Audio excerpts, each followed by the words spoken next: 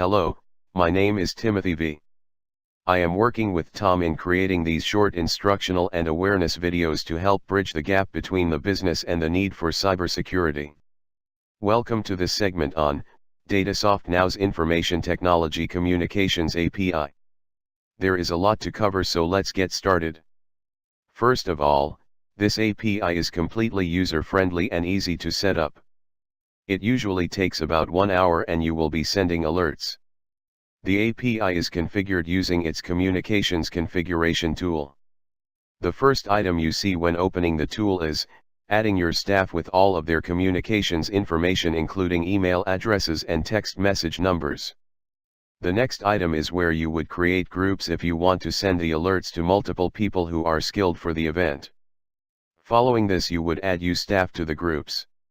Again, it's 1 or more users per group. The next item to be configured is where you would add your personalized API codes. This is the code that will be passed to the API and tell the software what should be done.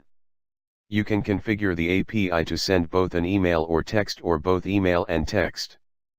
Finally, you assign the communications group. This tells the software which users will be getting alerts for the configured event. Next, you will want to configure the escalation procedures. This is where you will be able to automatically monitor responses to the alerts. There are 2 very important configurations that make this function. First, the number of alerts to be sent before escalating to a supervisor or manager.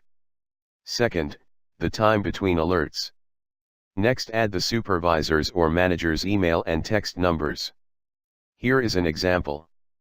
If an alert was sent out and the configuration is set to number of alerts 3, time between alerts 15 minutes.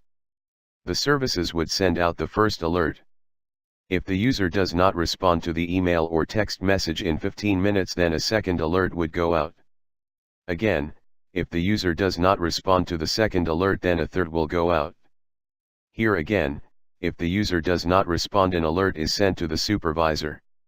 You can configure the number of alerts between 1 and 3 and the time between alerts from 5 minutes to 90 minutes.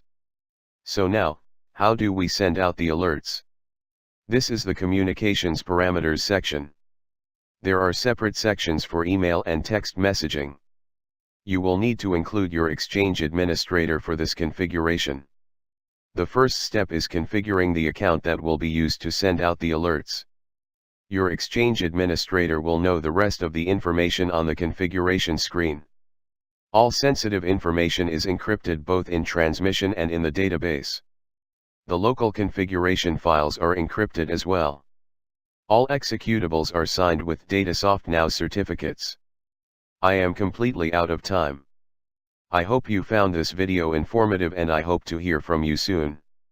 Thank you, and remember, Tom knows security.